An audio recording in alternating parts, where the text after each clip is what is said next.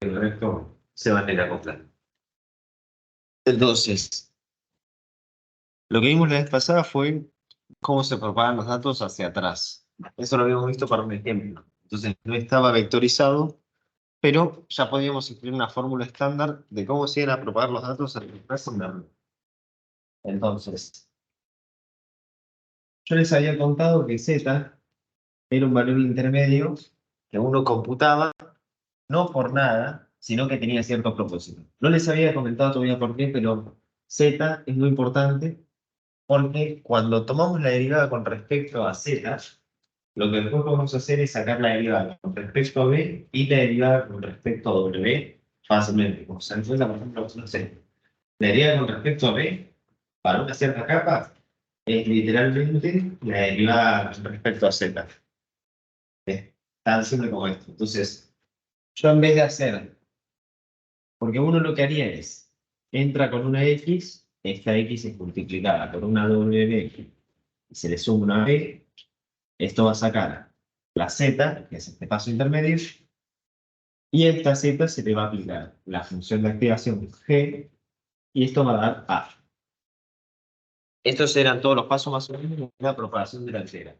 Uno entra con la entrada, se le multiplica por su peso, se le suma el bias, obtengo la Z la paso por mi función de activación y obtengo el valor de activación A.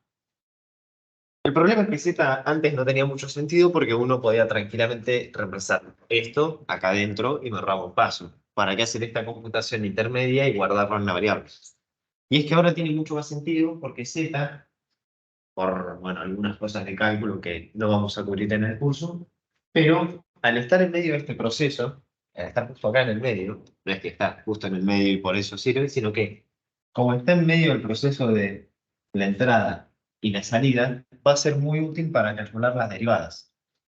No importa igual de dónde sale esto, pero por ahora créanme de que Z nos importa y la calculamos simplemente porque es como un valor de caché, ¿no? Uno guarda este valor de Z para después tomar la derivada con respecto a Z y así pueden obtener la derivada con respecto a B y la derivada con respecto a B. Que eso sí ya no importa. ¿Se acuerdan que con estas derivadas son con respecto al ISO, después los pesos y el bias? ¿Se acuerdan, no? Ok. Entonces, la derivada con respecto a Z para una neurona J de una capa L, porque ahí lo que estamos hablando es de una Z específica, entonces DZ, J sería la neurona y L sería la capa, se le expresa como la derivada con respecto a las activaciones A de esa capa, por eso tiene la flechita porque es un vector, que recuerden que las activaciones son un vector, entonces esto sería A, y la derivada con respecto a de esa capa es un vector de igual dimensiones. ¿Por qué? Porque para cada uno de estos elementos voy a tener su respectiva derivada. ¿Sí bien? O sea, cada uno de mis A la voy a poder derivar con respecto al costo y así obtener la derivada de A. Muy importante denotar que las derivadas de algo tienen las mismas dimensiones que ese algo que estoy derivando, ¿no? O sea, si estoy hablando de la derivada de A, puede tener que tener igual elementos que A, porque para cada uno de los elementos de A, tome la derivada. Entonces, la derivada con respecto a Z es la derivada con respecto a A multiplicar, que tenés el producto punto, o sea, esta es una multiplicación normal, en la que multiplico todos los elementos, por la derivada de la función de activación evaluada en Z. No nos vamos a meter mucho en esto, pero la idea es que yo tengo una función de activación, ¿no? Como por ejemplo la lineal, tengo que tomar la derivada de una función lineal, que es 1, y lo que hago es evalúo, o sea, con esta nueva función que es una derivada que es 1, evalúo Z. En sí esto no tiene mucho sentido porque es 1 por Z, o sea, 1 de Z, esto termina dando 1, no importa.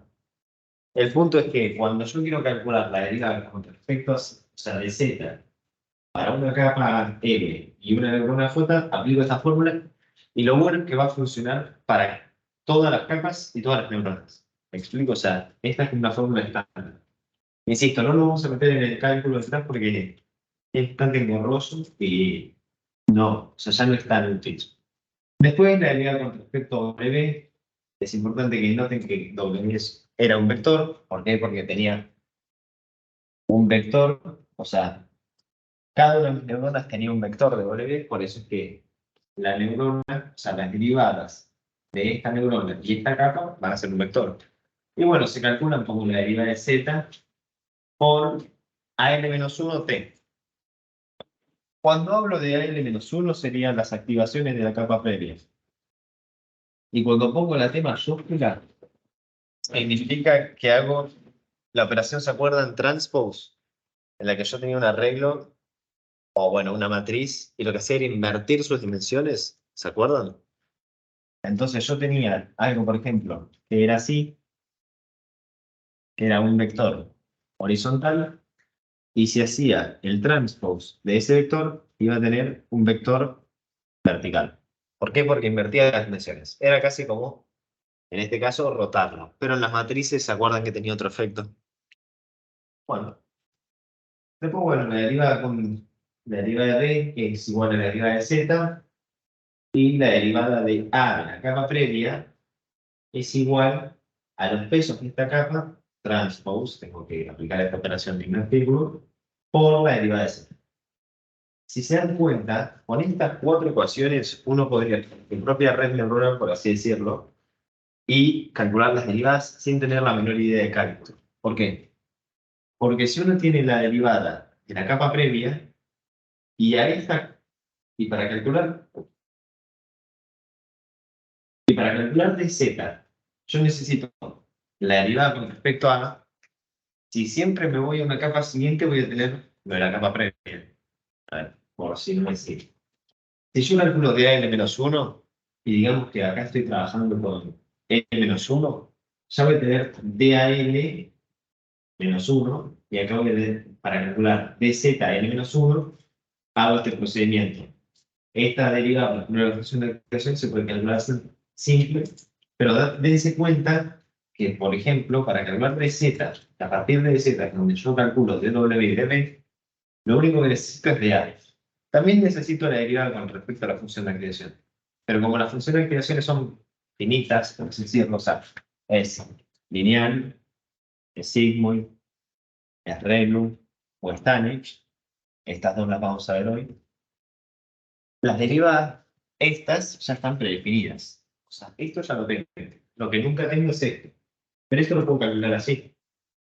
O sea, si se dan cuenta, es como que esto es bastante recursivo, ¿no? Porque para saber la derivada de la capa anterior, lo que necesito es la derivada de esta capa. Entonces es siempre como que veo la capa siguiente, veo su derivada, y eso va a ser la derivada de la capa previa. Esto va muy de la mano con esta noción de que las cosas se propagan hacia atrás. Entonces, lo de la capa previa depende de lo que tenía adelante, que eso se propaga hacia atrás. La dz de esta capa se va a propagar a la dA de la capa previa. No hace falta que nos metamos mucho en el cálculo, pero la idea es que podrían calcular cualquier derivada para la red con estas simples fórmulas. Y les va a funcionar. Después, bueno, un poquito de vectorización. Por si, o sea, por si quedan dudas de qué estamos haciendo, lo que vamos a hacer es más o menos justificar lo que hicimos con las dimensiones. O sea, si nosotros estamos hablando de dz de una capa L, y dijimos que la derivada tiene que tener igual dimensión que z, o sea, dzl tiene que tener igual dimensión que z, tiene que ser igual, tomen como que esta igual es igual dimensión. Lo que debería hacer es que z, estamos todos de acuerdo que tiene dimensiones, ejemplos de entrenamiento, o sea, tengo los m ejemplos de entrenamiento, tengo mz, o sea, m columna de z, y lo que tengo acá es el número de neuronas que tengo en mi capa, ¿o no? Porque cada una de mis neuronas me va a sacar una z. Entonces acá tendría n. Hasta ahí, ¿esto se acuerdan cuando habíamos visto cómo ordenar los datos? Tengo m columnas y n filas. Porque tengo n neuronas, que cada una me va a sacar su propia z, Y esto lo repito para todos los ejemplos de entrenamiento.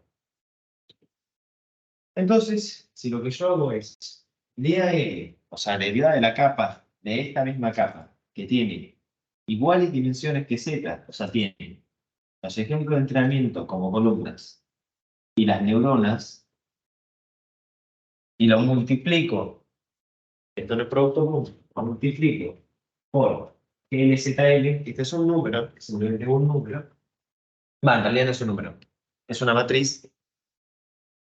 Lo que voy a estar haciendo es casi como, por decirlo, aplicarle una máscara.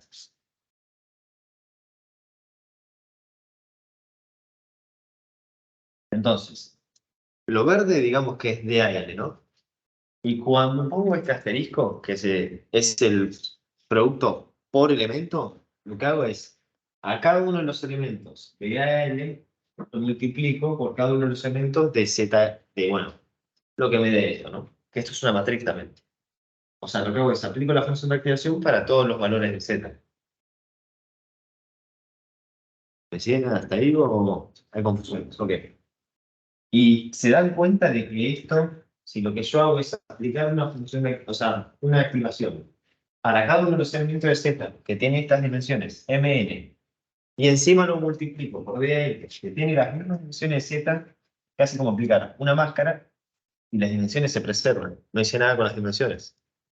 Entonces, DZL tiene las mismas dimensiones que Z.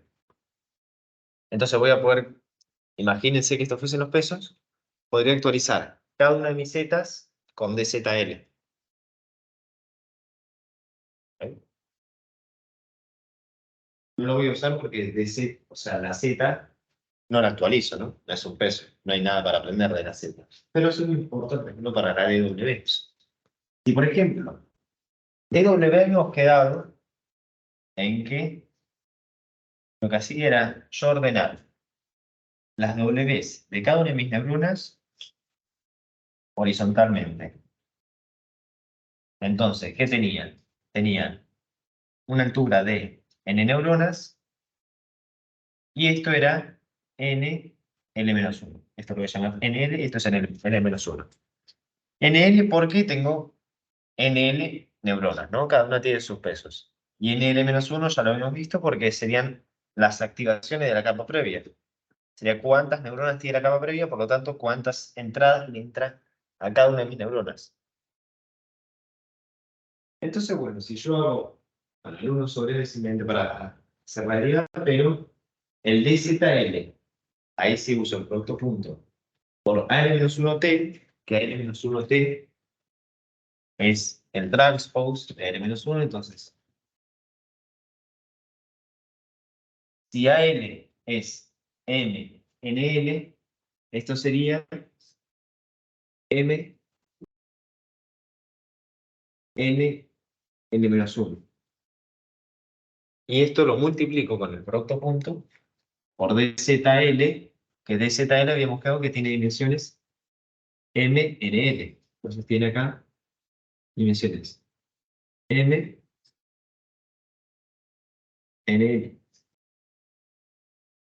Y si se dan cuenta, perdón. Si se dan cuenta, como he visto antes con el producto punto, lo que yo puedo hacer es, lo que yo puedo hacer no, es, lo que hago con el producto punto es agrupar las filas de este con las columnas de este, ¿no? Entonces, este es un M por NL, y este es un, no, perdón, este es un NL por M, y este sería un M por NL-1, esto se cancelaba, y esto me da NL por NL-1. Las dimensiones de mis pesos se respetaron. Tengo NL filas y NL-1 columnas. ¿Lo ven?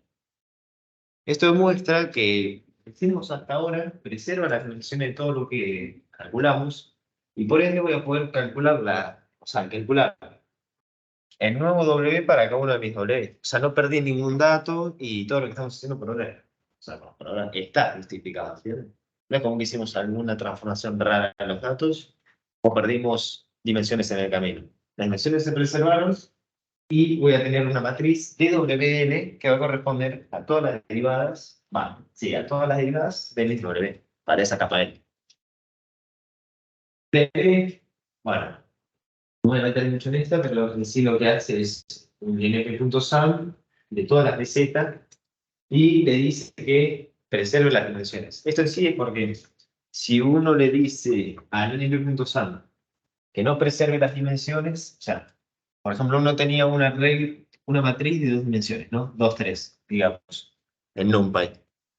Y uno le dice np.sum sobre un eje, lo que NumPy hace es, si no le dice que mantenga las dimensiones, es lo convierte esto en un vector de 2. Cuando uno le dice que preserve las dimensiones, lo convierte en, por ejemplo, un vector 2, 1. O sea, en vez de borrar esta segunda dimensión, la deja como 1. ¿Entiendes? O sea, esto y esto son equivalentes. ¿Por qué? Porque tengo, acá lo que me dice es, tenés un vector de dimensión 2, y acá lo que me dice es, tenés una matriz de dimensión 2, 1. Es exactamente lo mismo, pero para la computadora es más útil este, porque después no puedo hacer operaciones con vectores, perdón, con matrices. Porque eso no sería, o sea, esto no es una matriz, esto es un vector, y esto es una matriz, pero que puede ser expresada como vector. No importa, no me meto mucho en eso. Y bueno, D-1 se computa con el producto punto de W de esfera. La lógica es exactamente la misma que vimos antes. O sea, no son los mismos números, no es M y NN, pero si se dan cuenta, con el producto punto se van a cancelar y lo que va a terminar devolviendo es una matriz NN-1, M. Esta es la ruta de aprendizaje, pero no nos sirve mucho porque todavía tenemos que seguir. Y lo que quería ver hoy era lo que son las expresiones ReLU y Tanh. Entonces, hoy vamos a flexibilizar el concepto de función de activación, o sea, ya no va a ser solo lineal y sigmoid, y vamos a comprender la función de activación ReLU y Tanh, que son ampliamente usadas y diría que son las más importantes a nivel red neuronal, son las más usadas cuando se trata de la red neuronal. Entonces, si la función sigmoid iba entre 0 y 1, y se definía así, la función tanh lo único que va a hacer es ir entre -1 y 2. O sea, pasa el eje del 0. O sea, la función tanh no se usa con este sentido. O sea, uno rara vez usaría la función tanh para cierto problema. O sea, imagínense que uno tiene un problema en el que quiere predecir entre perros y gatos. No le serviría de nada que vaya entre -1 y 1 la probabilidad, ¿no? Uno querría que vaya entre 1 y 0, como ya hemos visto. Además, así puedo usar la regresión logística.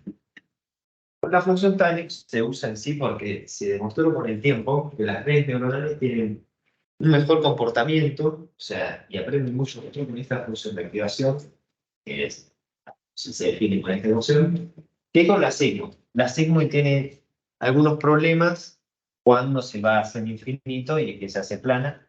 La tanh también, pero al menos tiene más rango de valores entre -1 y 1.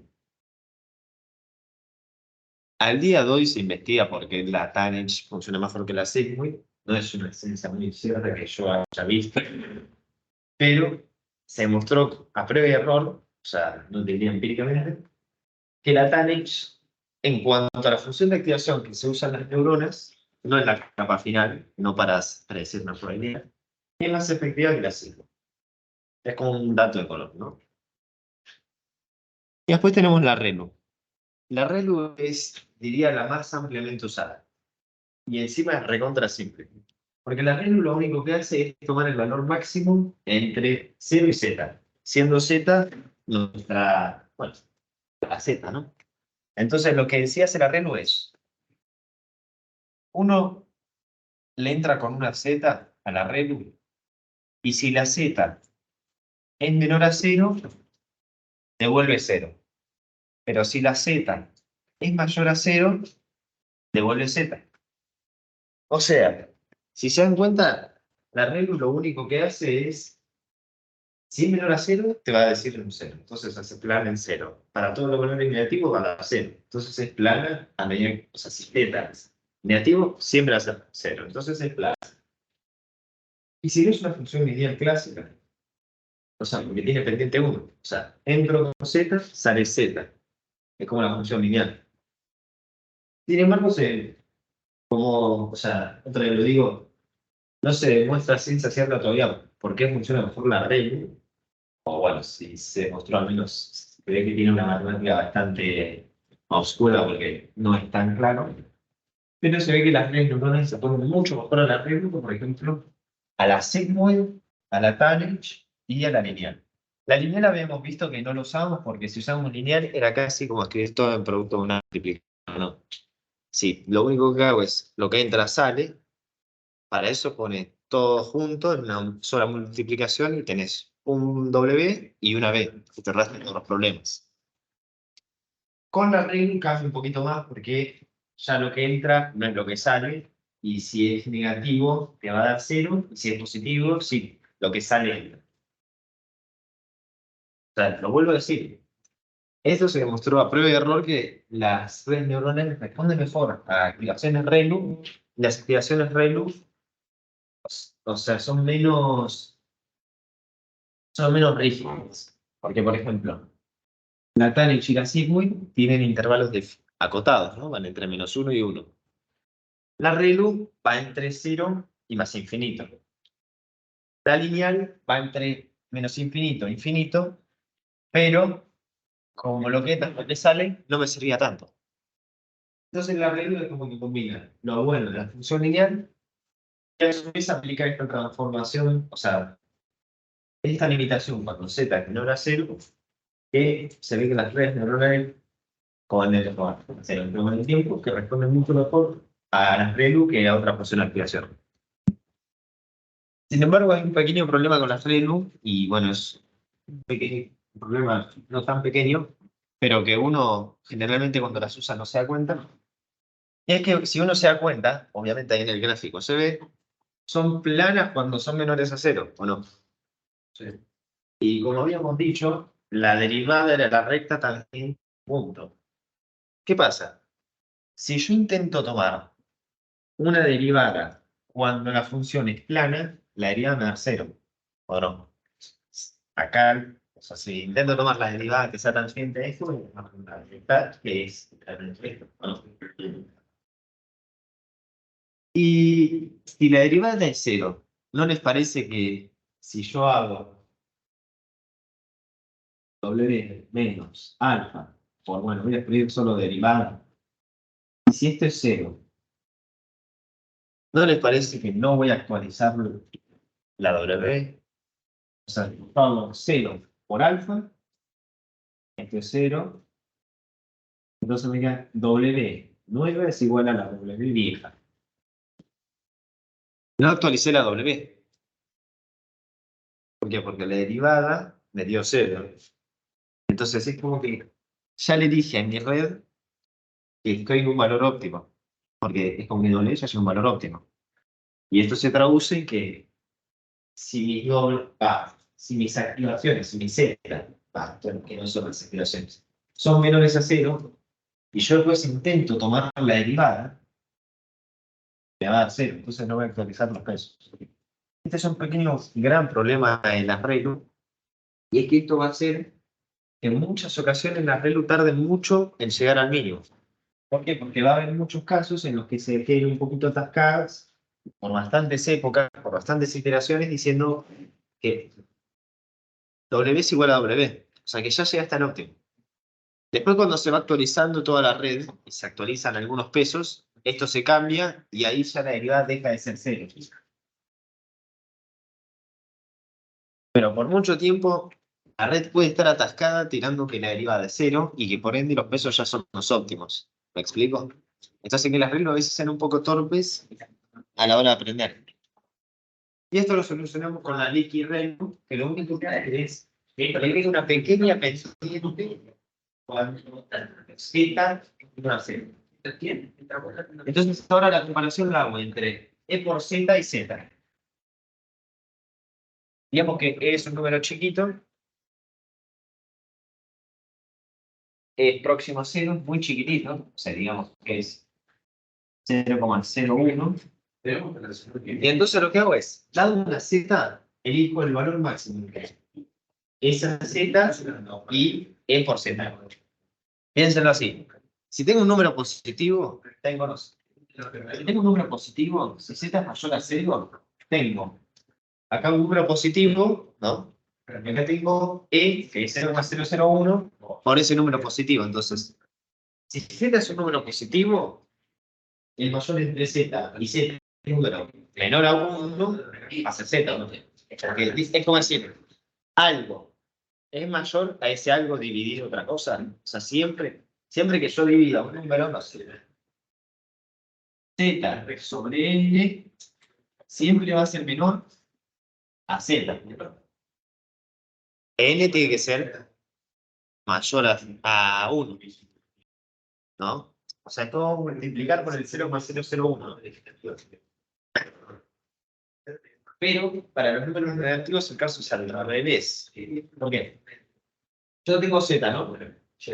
Después tengo e por z. Z es un número negativo. Y e por z es otro número negativo, pero más chiquito. O sea, vamos a ver un ejemplo fácil. Tengo menos 1, ¿no? Entonces tengo menos 1 es z y es z sería menos 0,001.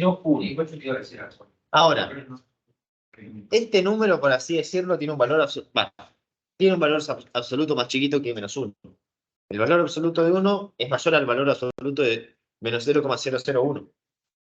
Pero, ¿qué número es más grande? Menos 0,001. El menos 1 está más lejos del 0. Por eso es que cuando z es menor a 0, voy a tener esta pequeña pendiente. Voy a tener esta pequeña pendiente de pendiente E. Porque a todo lo que le entregue un z, lo voy a multiplicar por E y me va a generar esta pequeña pendiente de ese tiempo.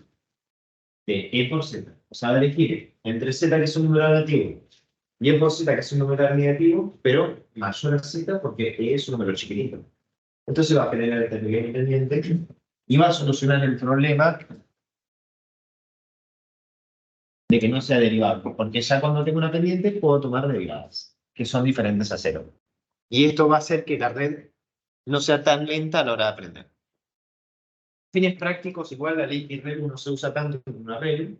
O sea, esto de que la ReLU tarde en llegar al valor mínimo no molesta generalmente, o sea, es muy raro que se atasque tanto. Pero la ley ReLU soluciona este problema y es una muy buena alternativa para tener en cuenta. Si la pregunta fuese qué función de activación usar para una cierta red neuronal, la única respuesta sería ir probando. O sea, para cada problema hay diferentes funciones de activación y probando uno puede llegar a elegir, o sea, puede llegar a encontrar para su problema la mejor función de activación. No hay una ciencia cierta de cuál elegir, sino es que más que nada prueba y error. Es ensayo. Es como preguntar casi qué ratio de aprendizaje uno elegiría, ¿no? El alfa no existe el alfa perfecto, sino que uno lo dimensiona para su aplicación y va probando cuál es el mejor alfa. Entonces, a modo de breve conclusión, lo que hicimos fue definir la red neuronal, organizar los datos dentro de la red neuronal, propagar los datos a través de la red neuronal de forma delantera, los propagamos por la trasera, actualizamos los pesos y los bailes, y hoy vimos las activaciones ReLU y Tanh, que son variantes a la sigmoid y a la lineal, que ofrecen más flexibilidad y son mucho más usadas que estas dos a la hora de hablar de las capas de las redes neuronales. A la salida, uno sí que usa lineal o sigmoid, porque quiero una probabilidad o un valor, o sea, o un número. Pero en las capas intermedias es muy común encontrar Tanh o ReLU. O, bueno, incluso Liquid ReLU, ¿no? No se quedaron preguntas.